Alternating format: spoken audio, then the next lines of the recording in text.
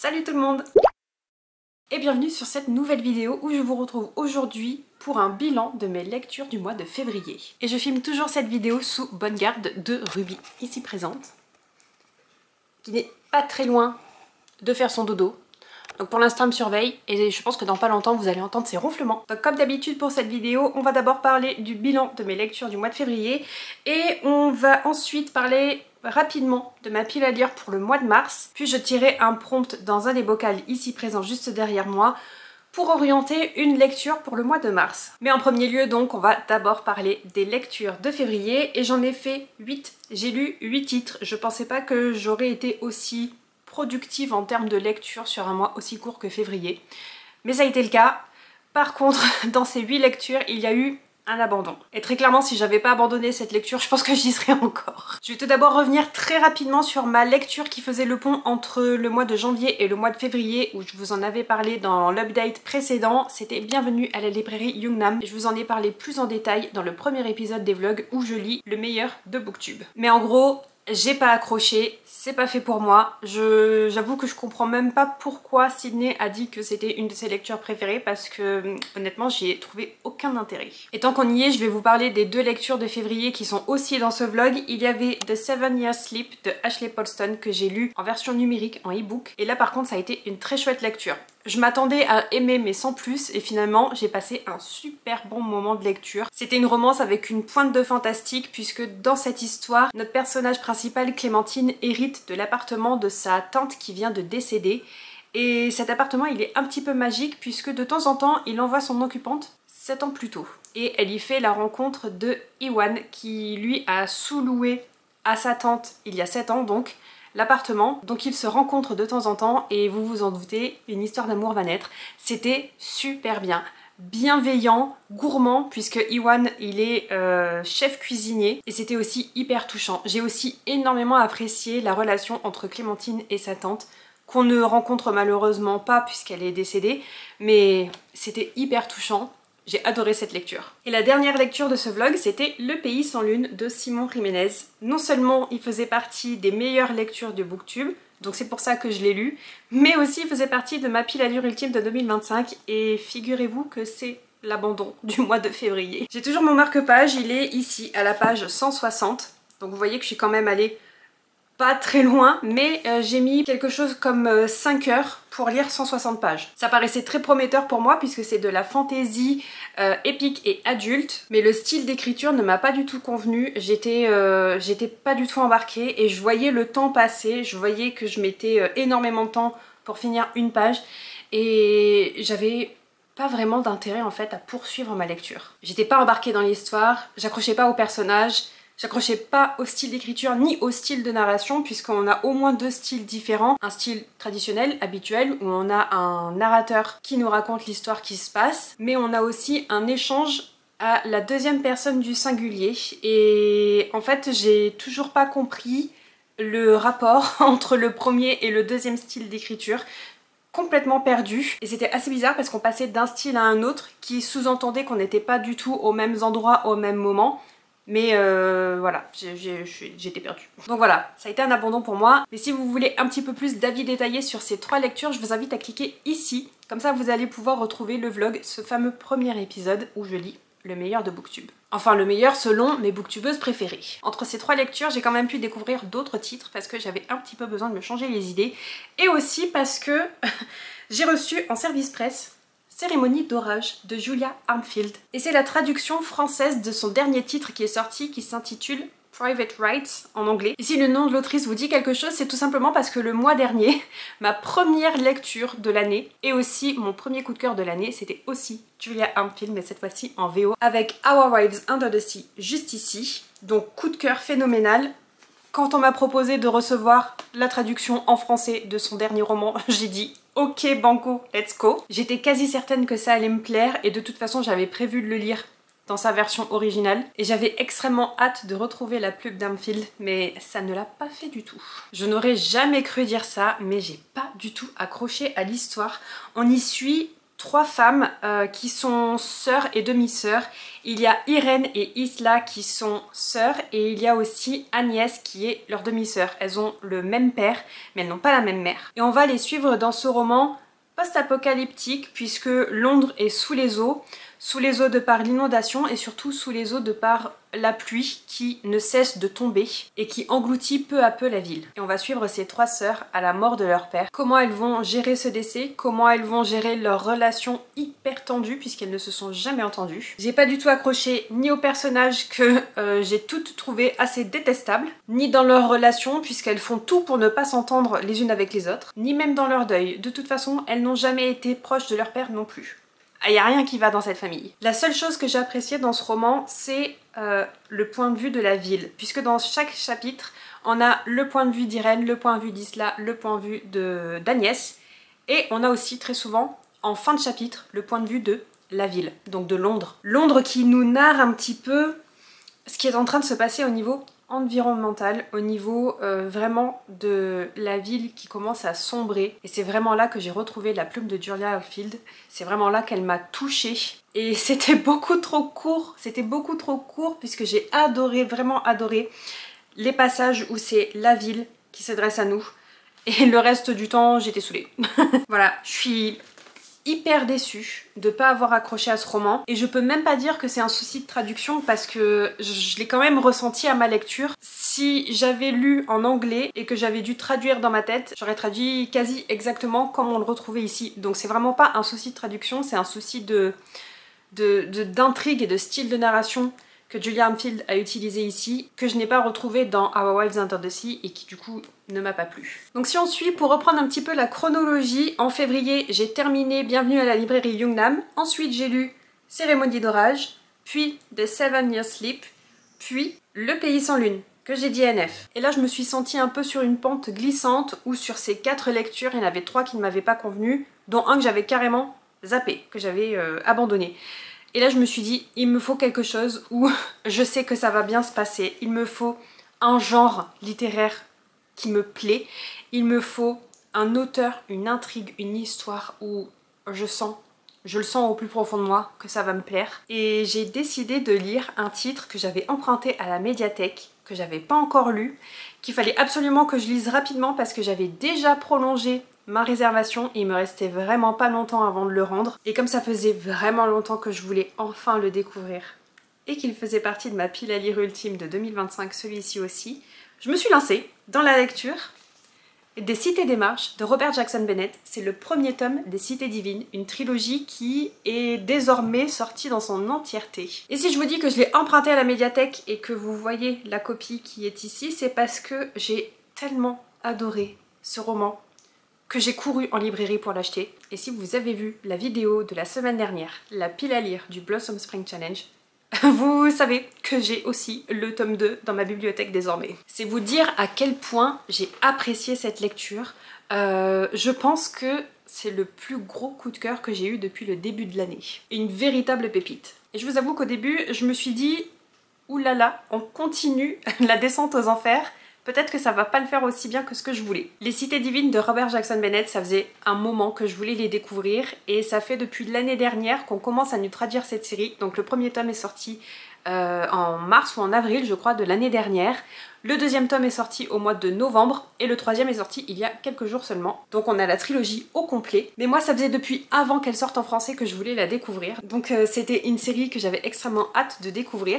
Et comme je vous le disais, au début, je dirais sur un bon premier tiers, je me suis dit que c'était trop compliqué pour moi et que ça allait peut-être pas être une lecture aussi appréciée que ce que je pensais. Heureusement, je me suis trompée. Bref, pour vous parler des Cités divines, sachez que c'est une trilogie de fantasy adulte où on retrouve un world building, un monde assez complexe et c'est ce qui m'a perdu sur ce fameux premier tiers. On a un world building qui est vraiment basé sur la géographie, l'histoire et la géopolitique, la diplomatie entre les diverses cultures qui vivent dans ce monde-là. C'est vraiment dense, ça fourmille de détails, c'est compliqué à saisir. D'ailleurs, c'est même la première fois où j'aurais eu besoin d'une carte en tout début de roman. Il n'y en a pas et c'est vraiment la seule chose que je regrette dans cette série, enfin du moins dans ce premier tome parce que j'ai pas encore lu les deux autres. Mais c'est vraiment le seul point faible pour moi, c'est qu'il n'y ait pas de cartes et qu'on se sente très souvent perdu. Mais en même temps, le fait que j'ai été aussi longtemps perdue, et je pense que je le serai encore avec le début du tome 2 parce que j'ai déjà oublié certains détails, je pense que cette complexité, c'est aussi ce qui amène le coup de cœur. Bon, en plus de ça, on y suit des personnages adultes. Et ça fait un bien fou de suivre des personnages adultes, mûrs, réfléchis, des personnages qui ont un passé, un vécu, des traumatismes à surmonter parfois. Ça les rend tellement réels, tellement attachants, tellement...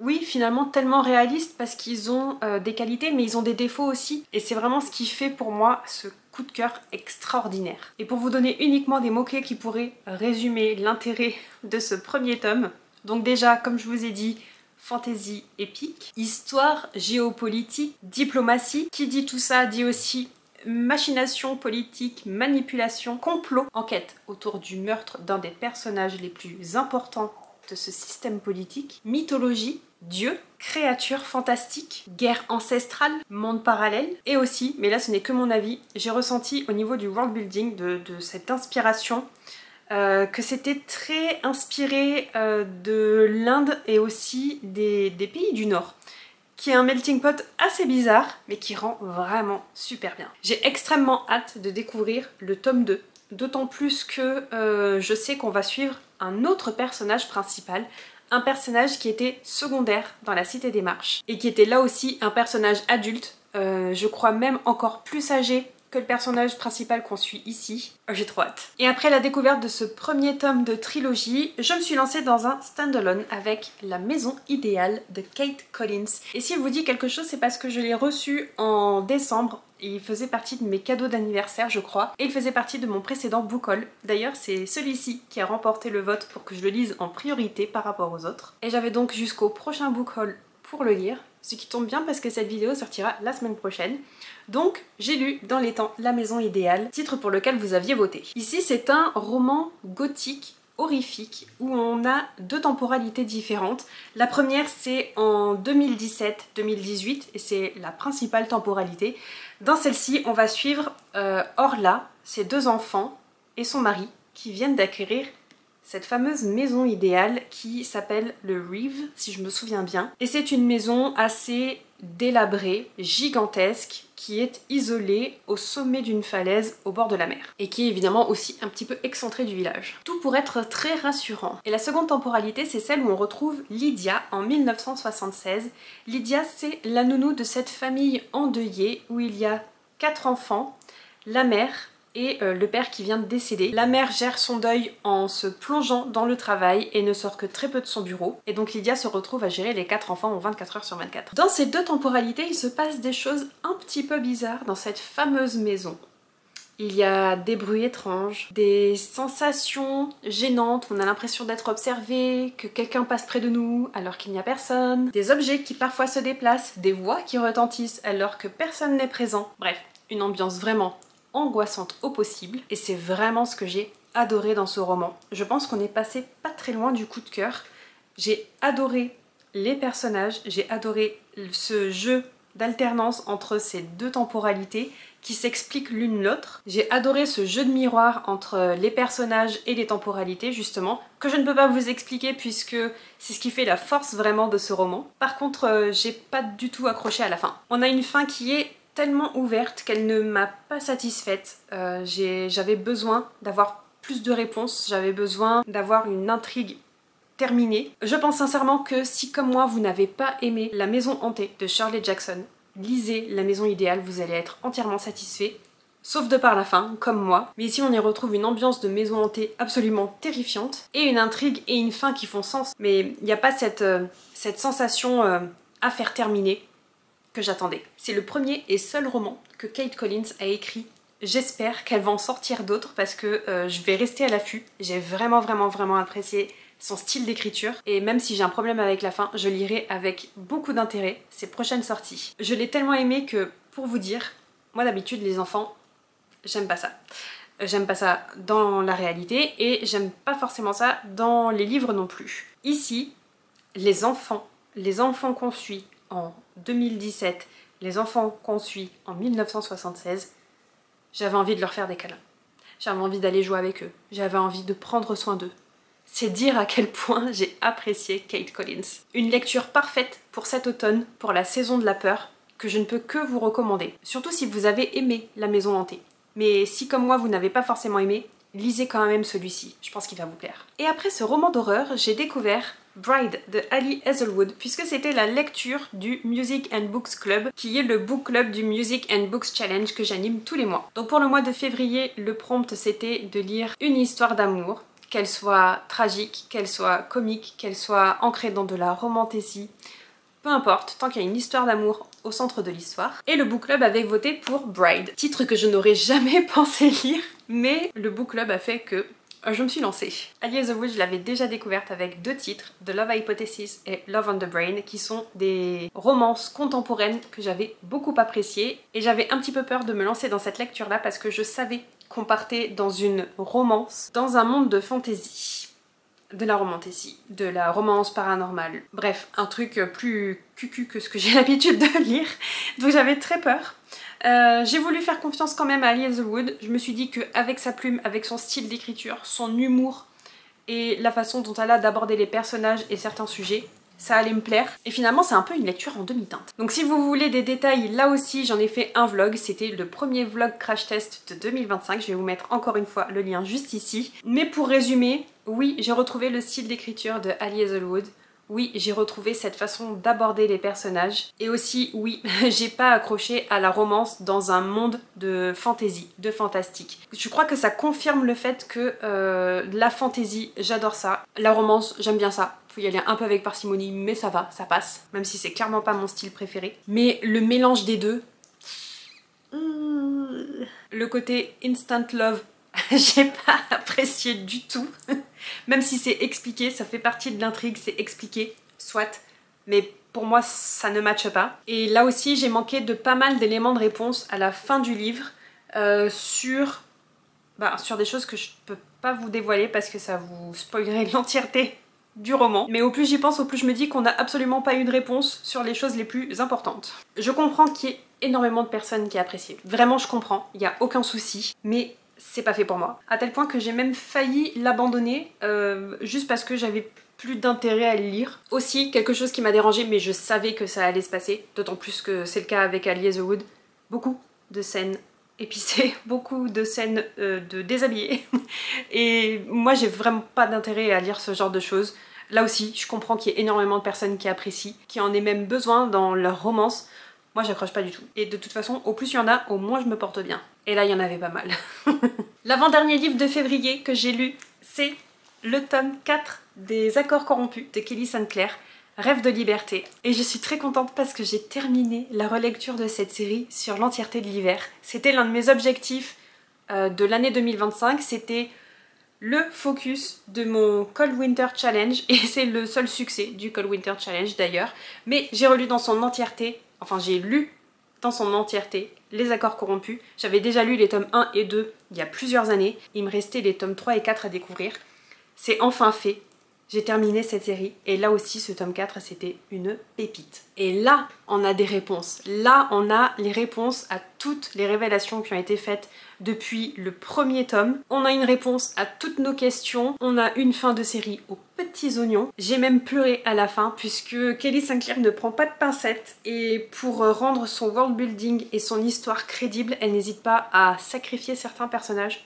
Donc j'ai chialé, j'ai pas honte de le dire, j'ai pleuré. De toute façon dans cette série j'étais ultra attachée aux personnages et j'ai pas grand chose à dire à part lisez les Accords corrompus si vous aimez la fantasy, le world building, le Enemies to Lovers, mais là en mode slow burn puisque ça s'étale sur 4 tomes. Vraiment une série pépite. Je vous mets juste le résumé du premier tome à l'écran parce que vraiment c'est une série pépite et si vous avez encore des doutes, n'hésitez pas à foncer. Et la dernière lecture dont j'ai à vous parler aujourd'hui, c'est Isola de Allegra Goodman. Celui-ci, je l'ai lu en anglais, en VO, puisque c'était la lecture du Reese's Book Club. Parce que cette année, en 2025, j'ai essayé de lire tous les livres de ce book club tenu par l'actrice Reese Witherspoon.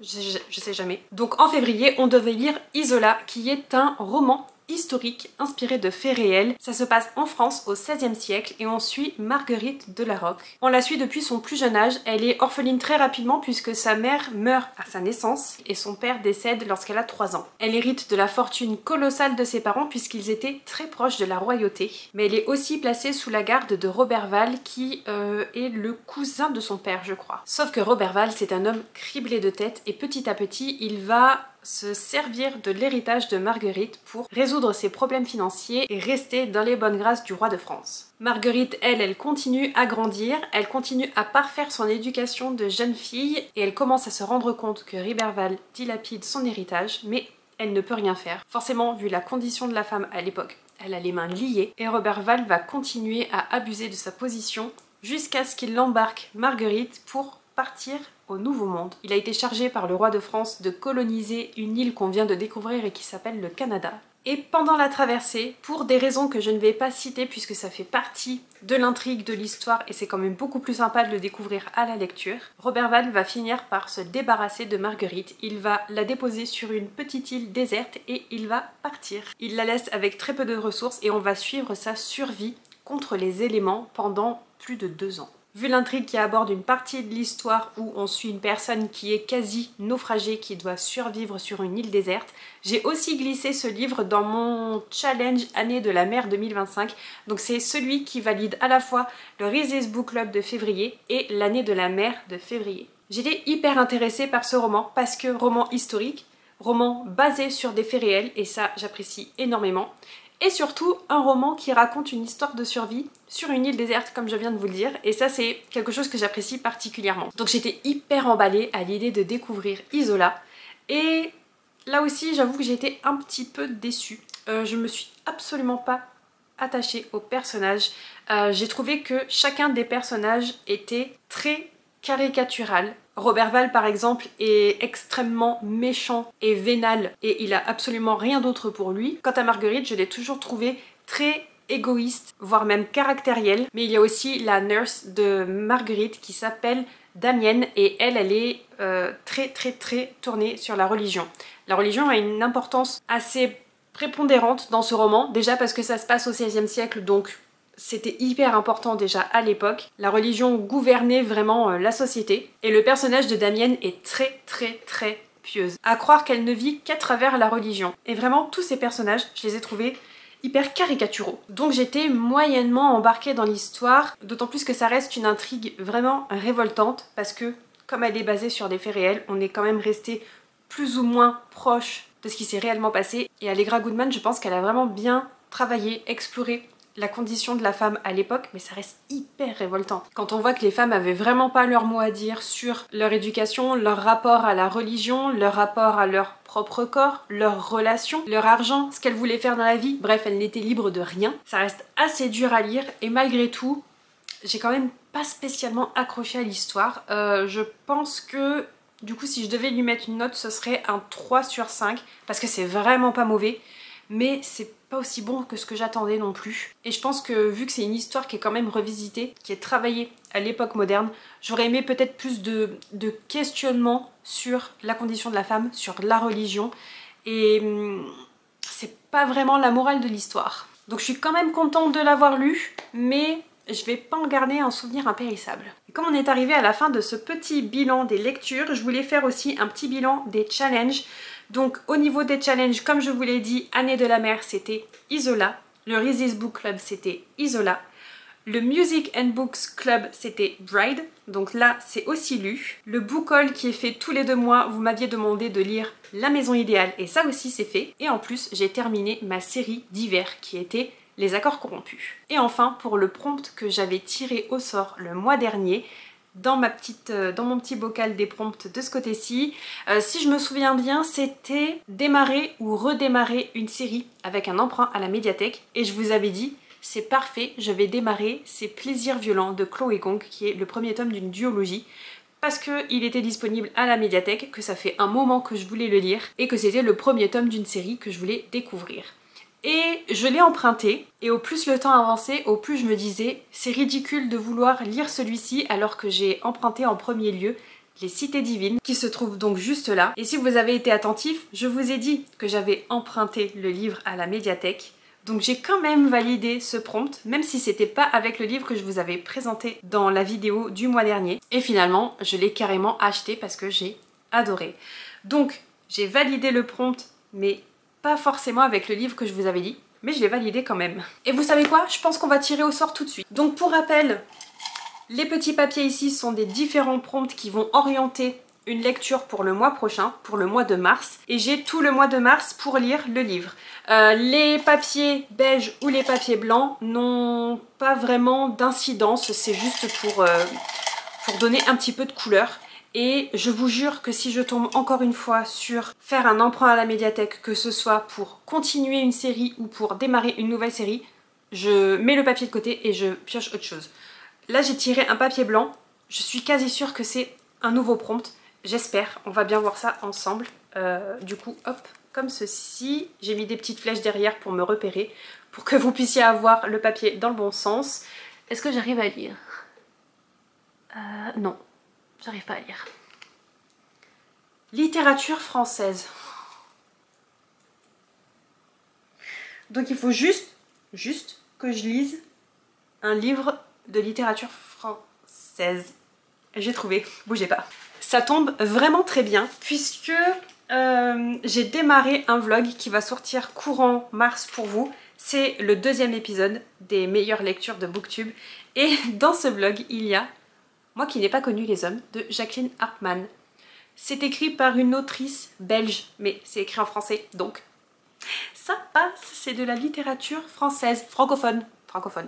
Ça passe. Ça passe. Soyez pas difficile, ça passe. Je vais le lire d'ici quelques jours, donc je vous relis le résumé. Elles sont 40, enfermées dans une cave, sous la surveillance d'impassibles gardiens qui les nourrissent. La plus jeune, la narratrice, n'a jamais vécu ailleurs. Les autres lui transmettent le souvenir d'une vie où il y avait des maris, des enfants, des villes. Mystérieusement libérées de leur geôle, elles entreprennent sur une terre déserte une longue errance à la recherche d'autres humains ou d'une explication. Je sens que je vais avoir mal à mon humanité, mais je veux le lire. Je veux le lire, ça fait trop longtemps que j'en entends parler et qu'il n'y a que des bons retours. Donc ce mois-ci, même si j'avais pas tiré le prompt, je l'aurais lu. Ce qui m'amène donc à vous présenter un petit aperçu assez rapide de ce que j'aimerais lire au mois de mars. C'est pas forcément ce que je vais lire, parce que je crois que je suis encore trop ambitieuse, mais j'ai très envie de lire. Forcément, le tome 2 des Cités Divines, La Cité des Lames, où là je vous disais qu'on va suivre un autre personnage que celui qu'il y avait dans le premier tome. Extrêmement hâte de le découvrir. Et comme la thématique du Music and Books Challenge de mars, c'est de lire un pavé, on a la lecture qui a été choisie par le Book Club, c'est Le Passeur de Prospera de Justin Cronin, peu importe comment vous le dites, je sais pas. Il fait 608 pages et c'est la lecture commune, je veux le découvrir et je pense qu'il a aussi un gros potentiel pour être dans la sélection du prix Babelio de 2025, donc celui-ci il va y passer. Et j'aimerais aussi découvrir enfin le 4e et dernier tome du livre des Terres Bannies de John Gwynne, là aussi un pavé, donc je validerai encore un peu plus ce mois de mars si j'arrive à le lire dans son entièreté parce que c'est pas gagné. Celui-ci il fait 665 pages mais alors c'est écrit tout petit. Mais j'adore cette série. Donc j'ai envie d'y retourner le plus tôt possible. Et j'aimerais aussi beaucoup découvrir 2 titres que je vous ai pas encore présentés parce que je les ai achetés sur le mois de février. Donc je vais vous en parler très rapidement. En fait je vais juste vous les montrer. J'aimerais bien lire Carmilla de Sheridan Le Fadu. Je crois que c'était Joseph son prénom, si je me souviens bien. Un roman assez court, je pense qu'il fait dans les 150 pages. Très hâte de découvrir ce classique de la littérature gothique. Et j'aimerais bien aussi me faire ma propre idée sur How to End a Love Story de Yunling Kwang. Celui-ci aussi, il est dans ma pile à lire du Blossom Spring Challenge. Ah oui, et j'avais oublié, mais du coup, il faut aussi que je démarre ma relecture de ma série du printemps, qui est les chroniques de l'érable et du cerisier. Donc le premier titre, c'est Le Masque de No. J'aimerais bien me lancer enfin dans cette relecture, puisque là aussi, j'avais découvert les tomes 1 et 2 il y a plusieurs années. J'ai jamais sorti le tome 3 de ma pile à lire et le tome 4 va sortir au mois d'avril. Donc là aussi la série sera complète. C'est ma série relecture pour le printemps. Donc au mois de mars je me lance et je relis au moins le tome 1. Voilà, une palle plutôt ambitieuse. Si vous êtes arrivé jusqu'à la fin de cette vidéo, n'hésitez pas à me laisser un emoji feuille ou fleur en rapport avec les chroniques de l'érable et du cerisier. Ou bien dites-moi dans les commentaires quelles ont été vos lectures du mois de février et vos petites victoires. Quant à nous, on se retrouve la semaine prochaine pour le fameux book haul. Je vous dis bye bye!